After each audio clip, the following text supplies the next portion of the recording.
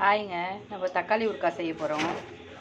அதுக்கு ஒரு அரை கிலோக்கு கொஞ்சம் மேலே இருக்கும், 3/4 கிலோ கம்மியாக தக்காளி கழுவி கட் பண்ணி வச்சுருக்கேன்.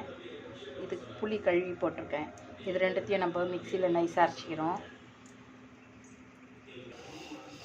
கடுகு வெந்தயத்தை வறுத்து தூள் பண்ணி வச்சுக்கிறோம் ஊறுகாய்க்கு. அடிக்கணக்கான பாத்திரம் வச்சு இதில் அரைச்சி வச்சு தக்காளி விழுதை போட்டு நல்லா கொதிக்க விடுறோம். இது நல்லா கொதித்து இந்த தண்ணியெல்லாம் அப்சர்வ் ஆகணும். அப்போ தான் ஊறுகாய் கெடாது. அது வரலாம் கொஞ்சம் வெயிட் பண்ணி பார்க்கலாம். அம்லி கிச்சனில் நான் போடுற வீடியோலாம் உங்களுக்கு ஒன்று ஒன்றா பாருங்கள். பிடிச்சிருக்குதுன்னா லைக் பண்ணுங்கள், ஷேர் பண்ணுங்கள், சப்ஸ்கிரைப் பண்ணுங்கள். ஏதாவது மிஸ்டேக் பண்ணுன்னா நீங்கள் கமெண்ட் பண்ணுங்கள்.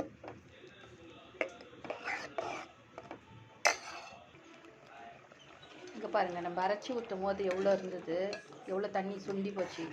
இப்போ நம்ம வரமிளகாத்தூள், மஞ்சள்தூள், உப்பு இதெல்லாம் போடுறோம். இதுலேயே கல் உப்பு தான் போடுறோம். போதும். மஞ்சப்பொடி போடுறோம், மிளகாத்தூள் போடுறோம், வரமிளகாத்தூள். என்ன கலராக இருக்குது பாருங்கள், கலர்ஃபுல்லாக இருக்கா தக்காளி இருக்கா. செய்யும் போது நான் தூடுது. இது மிளகாத்தூள் போட்டதும் இன்னும் டப்புன்னு வெடிக்கும். அதனால தட்டு போட்டு மூடிடணும். இன்னும் கொஞ்சம் நேரம் நல்லா சுண்டணும். அப்புறம் தாளிப்பு கொடுத்துடணும். இந்த வெந்தயம் கடுகு போட்டு அரைச்சி வச்சுக்கோங்கள பொடி, அது இதில் போட்டுற வேண்டியதான்.